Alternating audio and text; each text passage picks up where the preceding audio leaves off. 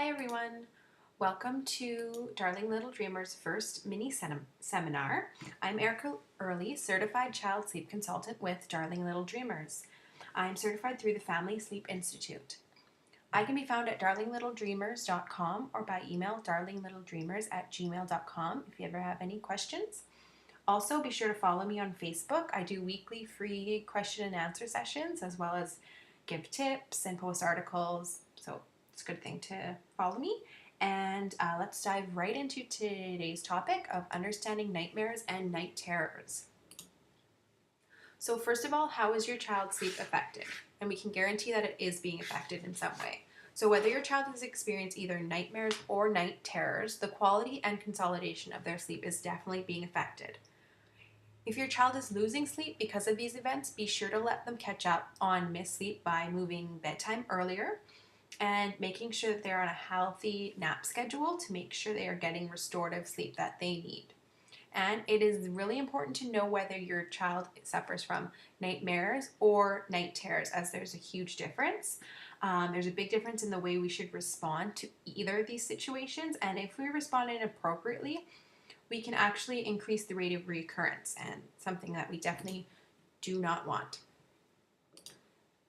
So first of all, nightmares. What are they? Nightmares are naturally occurring aspects of sleep in both adults and children. They may occur often, and repeating specific nightmares are common. So for example, we will have reoccurring nightmares of the same situation or characters or same bad dream. They are usually brought on by a stressor of some sort. So this could be a major life change. It could be a change of environment, change of routine. It could be something scary, either a movie, a scary story, or a scary situation. Or it could be some form of stressful situation like a family loss or grief. Nightmares feel very real and can be remembered easily. This is one of the biggest differences between nightmares and night terrors. A child will be able to recount the nightmare in detail, tell you exactly what happened, who was there, just like it's a story that they were actually in.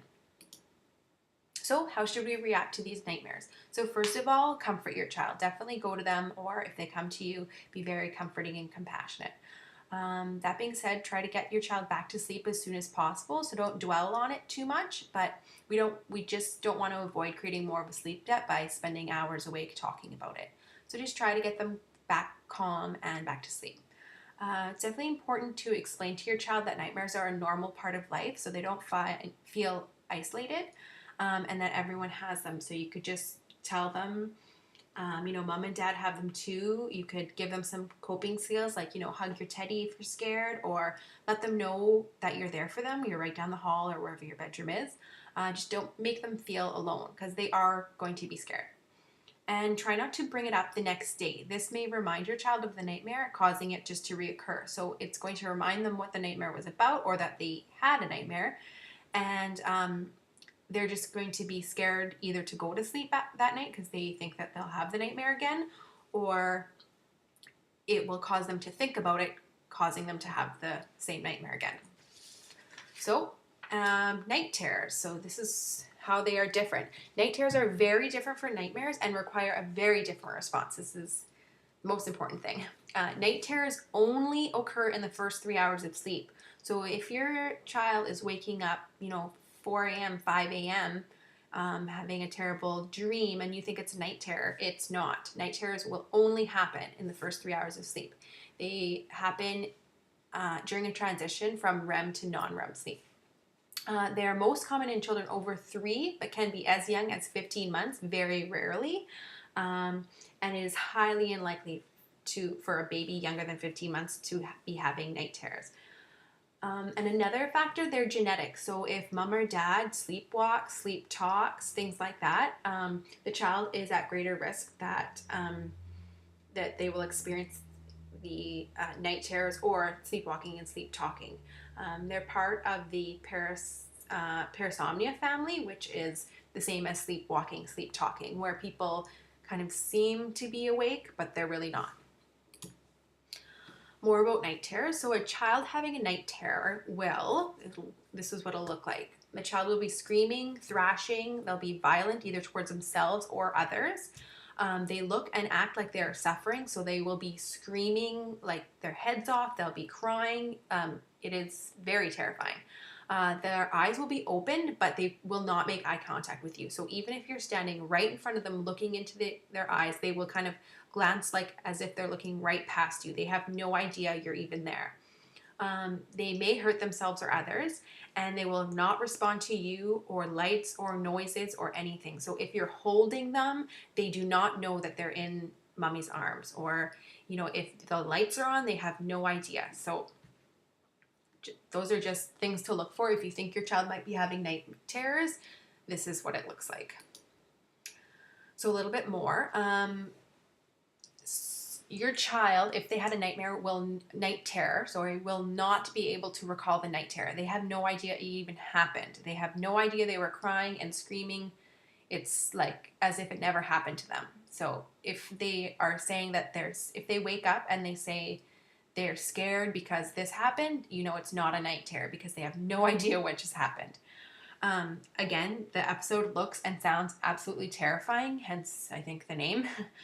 And the nightmares can actually be caused by triggers, and the triggers can be both positive things and negative. They're not always something scary like the nightmares were. So it could be something like a family loss, a life change. It could be holidays, like it could be Christmas time or around their birthdays or a family vacation. Night terrors cause sleep deprivation, and similarly can also be caused by sleep deprivation. So the two kind of go hand in hand. So that's why getting them the really good quality sleep is super important if your child suffers from night terrors. So how to react. So this is the most important thing to take away from this if your child is dealing with night terrors. So first of all, do not wake the child. Do not try to wake the child.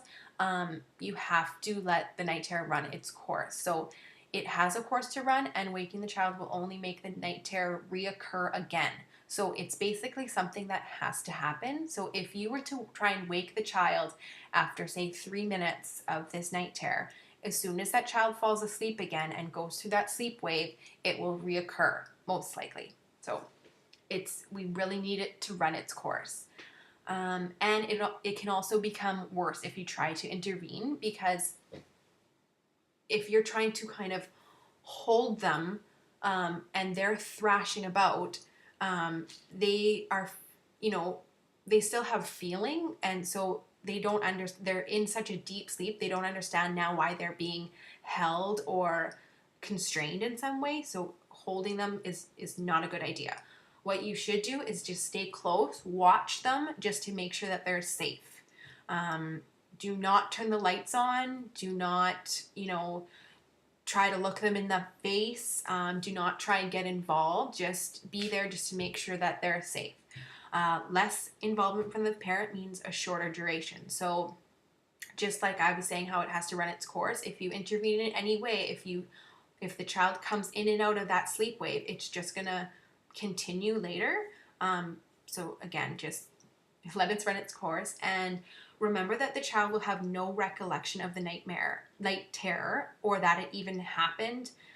So they will be totally confused and scared if they come out of it, or if they are wakened out of it and all of a sudden their lights are on and you're in there holding them and you have this terrified look on your face because you do not know what was happening to your child. They're going to be absolutely terrified because they have no idea why the lights are on, why you woke them up, and why you look horrified, right? So again, you just have to let it run its course.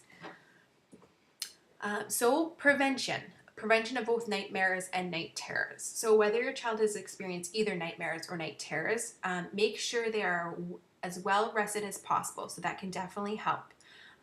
We know that both of them can be caused by being sleep deprived.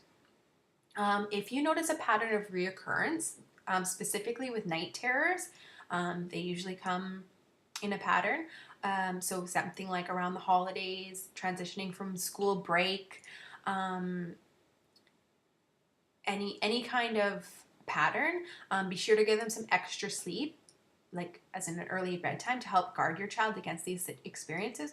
So for an example, if you notice that they always come, once school is starting back in September, or right around Christmas they start to have night terrors, a week or two before, you'll want to start loading up on some extra sleep. Even a half an hour to 15 minutes earlier every night will make a huge difference.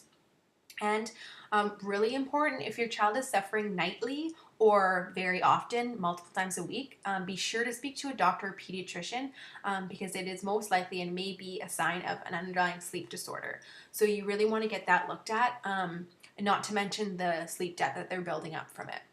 So I hope this cleared up any misconceptions you had about either nightmares or night terrors, and how you can help your child through it. If you need any other information, you can contact me at darlinglittledreamers@gmail.com or on my Facebook page. So thanks again. Have a great day.